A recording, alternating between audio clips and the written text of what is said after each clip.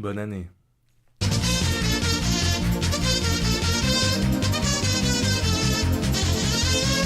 Hello mes aïeux! Aujourd'hui on se retrouve pour une nouvelle vidéo dans une nouvelle année. Tout d'abord mes aïeux, je vous souhaite une très bonne année à vous, que de bonnes choses. Allez à fond dans vos projets, si vous en avez. N'hésitez pas à y aller, à donner tout ce que vous avez parce que c'est maintenant qu'il faut le faire, hein. Ça sera pas demain ou après-demain ou l'année prochaine, ça sera maintenant. Donc n'hésitez pas mes aïeux, allez-y à fond. Aujourd'hui on se retrouve pour une nouvelle vidéo. Comment vous dire? Ça sera sur un petit jeu aujourd'hui, mais un petit jeu que... Comment vous dire? J'étais en train de jouer comme ça, je vous cache pas, hein, j'étais au bureau en train de gérer des dossiers. Et j'étais sur mon téléphone en même temps, donc je jouais. Et là, il y a une pub qui apparaît sur mon jeu, et cette pub-là, c'est la pub d'un jeu, un jeu mobile. Et je fais, c'est quoi ce truc? Ça a l'air tout pourri et tout, donc sans faire exprès, je clique dessus. J'arrive sur l'Apple Store, et là, je vois que ce jeu s'appelle Is It Love? Point d'interrogation, Peter. Alors là, je me fais, c'est quoi ce jeu, franchement? Je lis la description et tout, blablabla, va falloir essayer de se faire aimer ou je sais pas quoi. Ça a l'air bien gnangnan, mais à souhait. Je me suis dit, mais mes aïeux, c'est parfait, faut le faire en vidéo, ça va être parfait ça. Et donc justement, aujourd'hui on se retrouve pour faire ce petit jeu Is It Love? Point d'interrogation, Peter.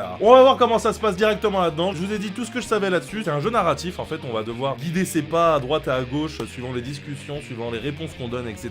Bon, on va voir où ça nous mène tout ça. On va voir si ce jeu est bien ou si c'est de la grosse merde. Donc on est directement parti mes aïeux dans ce petit jeu Is It Love? Point d'interrogation, Peter. C'est parti, let's go. Boum boum boum. Et bonne année. Jarabi, ma chérie, Jarabi, faut qu'on fasse du wari. Allez, on est parti. Salut, bienvenue dans Is It Love, Peter. Pour continuer, tape sur le texte. Ok, je tape sur le texte. Vous voyez que j'ai jamais lancé l'appli, hein, vraiment. Ah, je suis une meuf, ok. Te voici l'héroïne de ton histoire d'amour virtuel. Oh, amour virtuel. Attention, ça rigole plus. Tes choix influencent le scénario et le dénouement de l'histoire. Tu peux débloquer des scènes secrètes dans lesquelles se trouvent de belles images cadeaux. Oh, c'est gentil comme cadeau, ça, des belles images cadeaux. À toi de découvrir quels sont les bons choix pour débloquer les scènes secrètes. Ouais, on s'en fout. Dernière chose, avancer dans l'histoire consomme des points d'énergie. Oh, c'est un jeu qui doit se recharger. Voilà, tu sais tout pour commencer ton aventure. As-tu des questions? J'ai tout compris, je veux commencer à jouer. Je n'ai pas bien compris, Ah non, tu peux répéter. Laisse tomber, Rouya, tu ne répéteras pas ça. Super, juste une dernière chose, tu dois m'indiquer comment tu souhaites t'appeler dans l'histoire.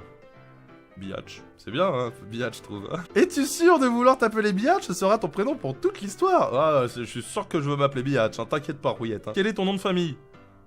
Tuche. Biatch Tuche. 2,7 kg, chaîne de bâtard. 2,7 kg, chaîne de bâtard. Tuche purin et un pur tuche.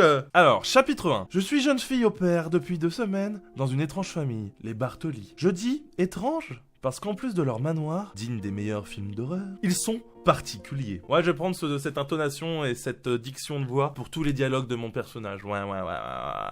Je pense que ça va être une bonne chose. D'abord, il y a Nicolae, le grand frère, qui s'occupe de gérer la fratrie en l'absence de son père. On dirait qu'il sort tout droit d'un autre temps. Sa galanterie, ses manières et sa façon de parler n'ont rien à voir avec les jeunes hommes de notre époque. Je te dis, c'est un vampire, obligé. Ensuite, il y a Drogo. Le mari de la Calicie.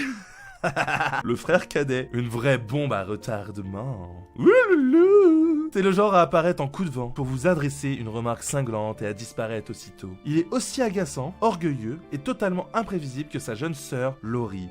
Ta meilleure amie.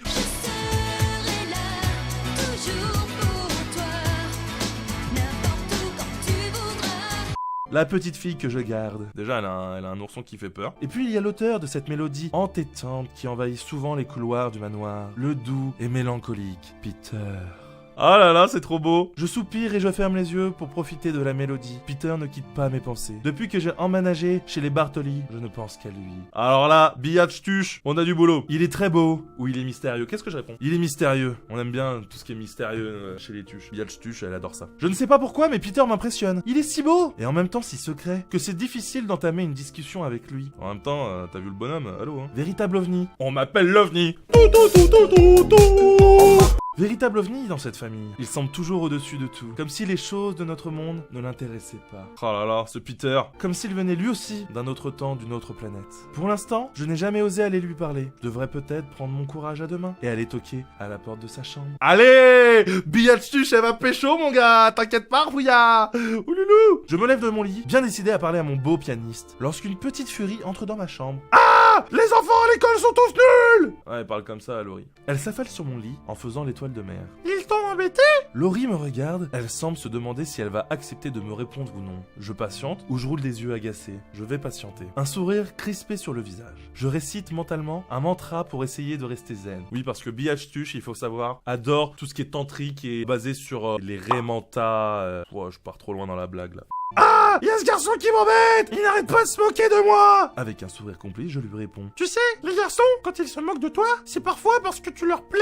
Elle me regarde un instant, les yeux écarquillés et les joues rouges pivoines. Elle reprend rapidement sa moue agacée. Tu racontes n'importe quoi. Et qu'est-ce que tu penses savoir, toi? T'as même pas l'amoureux. Oui, parce que Laurie, cet enfant complètement perturbé mentalement, crie tout le temps quand elle parle. Elle crie, c'est comme ça. Donc déjà, tu vas te calmer. Oh bah, ça a vibré. Touché. La narratrice a dit. Avec ma vie, plus que tumultueuse, je n'ai pas vraiment eu le temps de m'attarder sur la question. Mais je ne désespère pas. Tu veux jouer? Tu veux jouer? Bon, en fait, ça sera des voix différentes, je pense, à chaque fois. Tu veux jouer? C'est peut-être un bon moyen de lui changer les idées et de la faire regagner sa chambre. Elle soupire, comme si ce que je lui proposais l'ennuyait profondément. Non! Viens! Ok, d'accord. Sois gentil, déjà, y a pas de s'il te plaît et tout, tu vas te calmer, hein. Sinon, Laurie, ça va partir. Voilà, Nardim, ça va partir, Laurie. Parfois, j'ai l'impression d'être aux ordres d'une dictatrice en culotte courte. Et bah, je vous l'ai dit, ça va partir, hein! Attention! Laurie n'a que 6 ans, mais elle a l'aplomb d'une petite bonne femme. D'une petite connasse, ouais!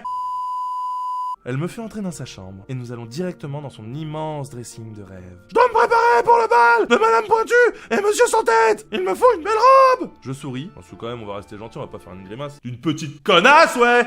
Il me semblait que, dans ta dernière aventure, Monsieur Sans Tête avait égorgé Madame Pointue.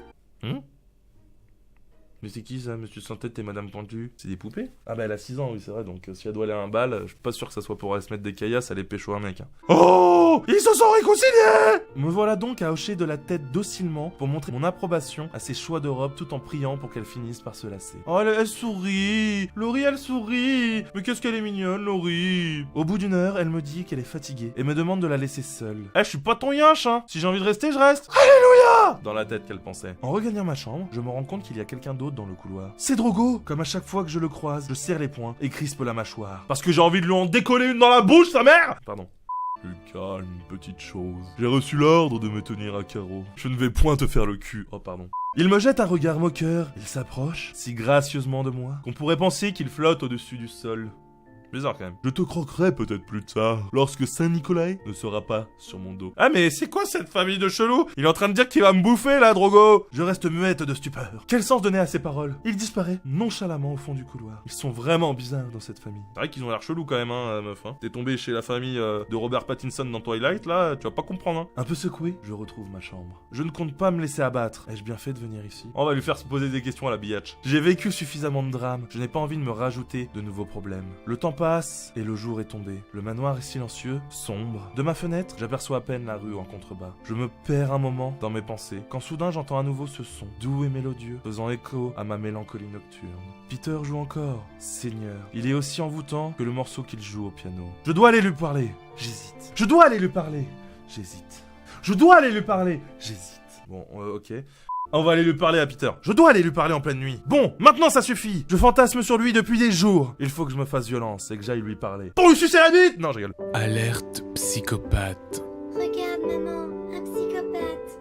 Fébrile, j'ouvre la porte de ma chambre pour voir de quelle pièce vient ce son. J'ai moyennement envie de toquer à la porte de Drogo par erreur. Tu m'étonnes, la dernière fois qu'on lui a parlé, il voulait nous bouffer. C'est pas top hein, quand même, hein. La mélodie provient de l'une des chambres, un peu plus loin dans le couloir. La porte de la pièce est entrouverte et j'aperçois une faible lumière. Et là, je vois Peter qui se tape une grosse queue. Oh my god! J'adore décriminaliser toute la scène, c'est trop drôle là. Et là, je vois Peter taper ses grosses couilles sur le piano. Ah, c'est trop drôle, je vois trop la scène.